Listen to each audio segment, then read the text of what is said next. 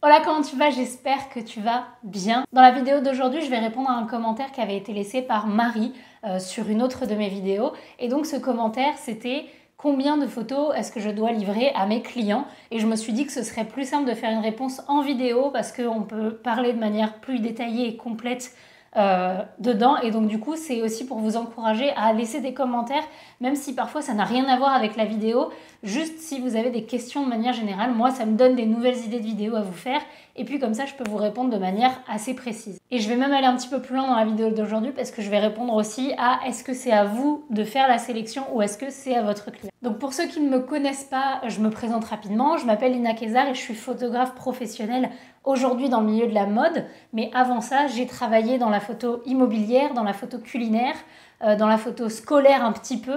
J'ai fait de la photo de mariage et social aussi pendant quelques années.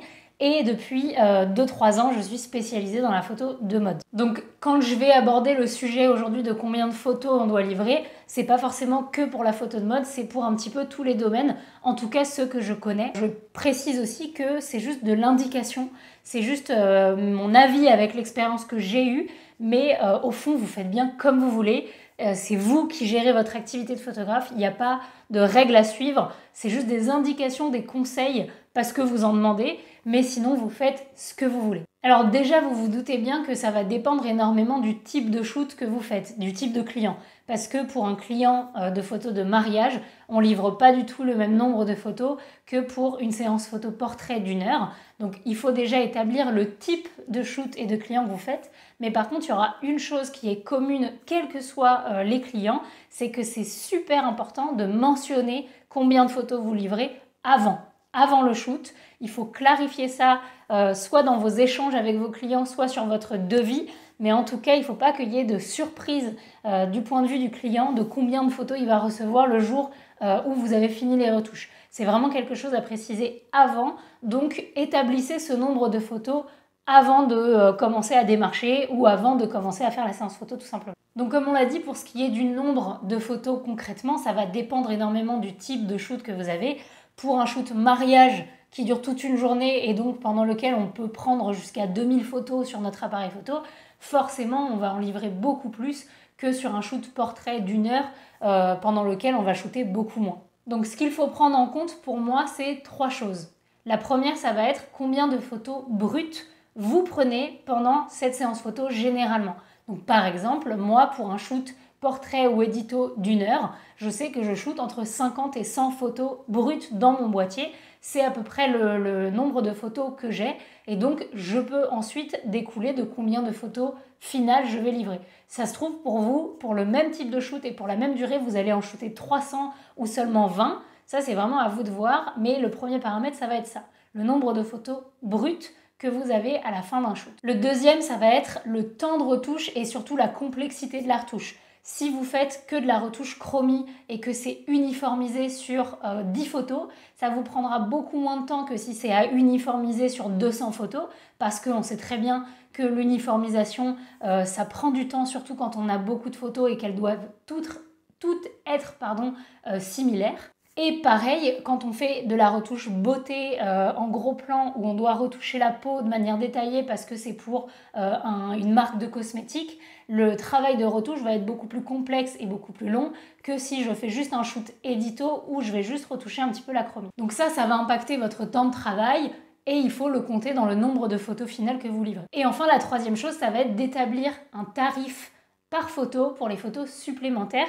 Comme ça, vous pouvez donner la possibilité quand même à votre client de prendre des photos en plus de ce que vous allez lui proposer. Parce qu'encore une fois, il faut bien le dire à l'avance combien de photos seront à l'issue de ce shoot, mais vous pouvez lui laisser l'option d'en prendre plus en lui donnant bien un tarif par photo. Une fois seulement que vous avez ces 3 paramètres, vous allez pouvoir savoir combien vous pouvez en livrer. Donc ça dépend vraiment des personnes, justement. Ça se trouve, vous prenez 2000 photos dans une journée et vous faites que de la retouche chromie assez rapide.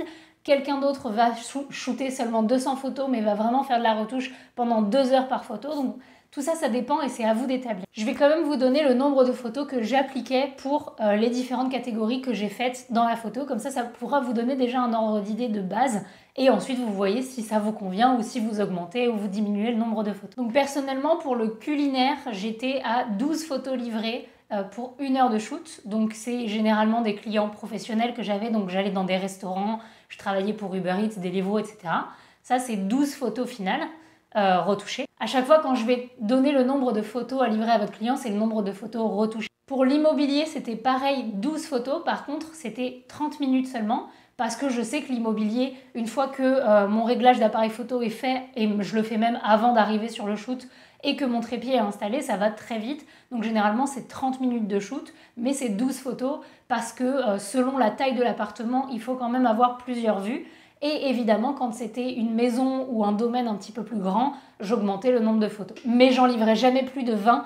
Généralement, 20 photos pour de l'immobilier, ça suffit amplement. Il faut aussi essayer de comprendre sur quel support ils vont l'utiliser et que ce soit sur des sites d'annonces ou sur leur site internet, 20 photos, c'est amplement suffisant. Ensuite, pour les mariages, je dirais qu'il y avait 2 grandes catégories parce qu'il y avait quand je shootais qu'une demi-journée ou alors que les préparatifs jusqu'au mariage civil. Et ensuite, il y a les fois où on faisait vraiment toute la journée jusqu'au gâteau et jusqu'à 4 h du mat, quoi. Donc en gros, je vais vous dire que la première situation où je faisais qu'une demi-journée, je livrais 200 photos retouchées. Et quand je faisais la journée complète, c'était 400 à 500 photos retouchées maximum. Et vraiment là, après, je faisais un tarif par photo supplémentaire. Dans tous les cas, je le fais tout le temps, ça. Mais pour les mariages, il était un peu plus élevé. Parce que quand on dépasse 500 photos, il faut quand même que ça vaille le coup pour toi. Ensuite, pour le portrait, pour les séances photo portrait, pour les particuliers, je faisais 8 photos finales pour 1 heure à peu près de shoot. Donc ça peut être 50 minutes de shoot comme 1 h 20, mais c'était 8 photos à peu près. Pour les shoots produits et beauté, ça c'est ce que je fais actuellement. Du coup là ce que je fais le plus c'est des shoots produits, beauté, bijoux pareil, et les shoots mode édito. Mais donc pour les shoots produits, beauté, cosmétiques, comme c'est quelque chose qui demande énormément de retouches, même si c'est pas en termes de quantité mais en termes de qualité de retouche, il faut vraiment passer du temps et que ce soit très peaufiné quoi, parce que c'est un client professionnel. Dans ce cas-là, je ne fais que 5 photos finales retouchées. Et ensuite, ils ont la possibilité d'en prendre plus s'ils veulent. Et c'est généralement 1 heure de shoot. Et pour les shootings mode édito, là, c'est 10 photos finales pour 1 heure de shoot. Alors, je précise quand même que maintenant que je travaille pour des professionnels depuis plusieurs années, ce n'est pas moi qui fixe le nombre de photos. Ça, c'est un ordre d'idée pour si vous avez besoin de communiquer sur le nombre de photos à votre client parce qu'il ne vous a pas précisé ce qu'il voulait, etc. Mais par expérience, quand on travaille pour des professionnels, pour des entreprises, c'est eux qui nous donnent le nombre de photos finales dont ils ont besoin. Et s'ils ne le donnent pas, je le demande parce qu'en général, ils ont une idée assez précise.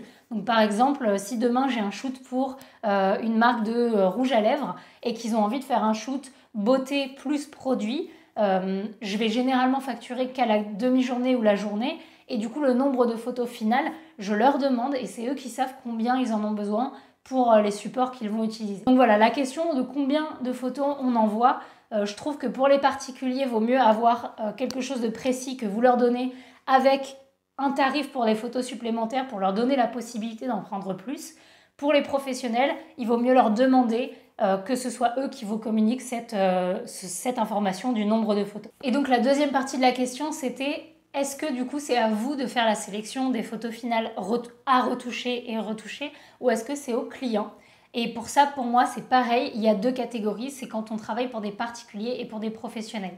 Quand on travaille pour des particuliers, c'est généralement eux qui font appel à vous pour votre regard de photographe, pour votre expérience. Et donc, on va partir du principe que les particuliers n'y connaissent rien en photo. Et donc, c'est pour moi, à vous, à mon sens, de faire la sélection des photos parce que c'est vous qui avez le regard professionnel de savoir quelles photos vont être bien et pas bien. Par contre, quand on travaille pour des professionnels, donc pour des marques, pour des entreprises, je pense que le but, c'est aussi de fidéliser le client, de lui montrer qu'il est inclus dans le process. Et à la différence des particuliers, généralement, ils ont déjà fait des séances photos pour leur entreprise, donc ils ont un regard un petit peu plus professionnel. Et l'enjeu aussi de l'usage des photos est plus important. Donc pour moi, c'est un travail collaboratif, c'est-à-dire que moi, comment je fonctionne, c'est que je fais une présélection où je vais enlever du coup déjà tous les ratés et je vais garder, je sais pas moi, 80% des photos de la séance photo, mais je vais juste enlever celles que vraiment je ne veux pas. et je vais leur faire une planche contact. Donc si vous ne savez pas ce que c'est une planche contact, c'est une feuille, un PDF en gros, sur lequel il y a les miniatures des photos brutes non retouchées avec des numéros et ils vont pouvoir choisir dessus celles qu'ils veulent. Et donc c'est au client ensuite de faire la sélection finale. Alors selon le client, des fois s'ils ont envie de gagner du temps et qu'ils vous font confiance, ils vont vous dire on a besoin de 20 photos finales retouchées, fais-nous une présélection. Et dans ce cas-là, si vraiment ils m'ont demandé expressément une présélection, je vais leur en donner 40 maximum. Comme ça, ils ont vraiment le travail qui est mâché, mais c'est eux qui vont avoir la décision finale parce que c'est eux qui vont utiliser les photos sur leur site, etc. Par contre, quand un client ne me précise pas de faire de la présélection, imaginons que j'ai pris 100 photos et qu'il en veut 20 toujours, je vais lui en donner 80 et ensuite c'est à lui de faire le choix. Mais je ne vais jamais envoyer toutes les photos, je vais quand même à chaque fois supprimer les ratés et les photos que je veux vraiment pas parce que ça m'est arrivé au tout début d'envoyer juste ma planche contact telle qu'elle en sortant de boîtier. Et le client avait choisi quelques photos. Alors tant mieux parce que ça veut dire que lui avait aimé ces photos-là mais qui moi ne me plaisaient pas du tout.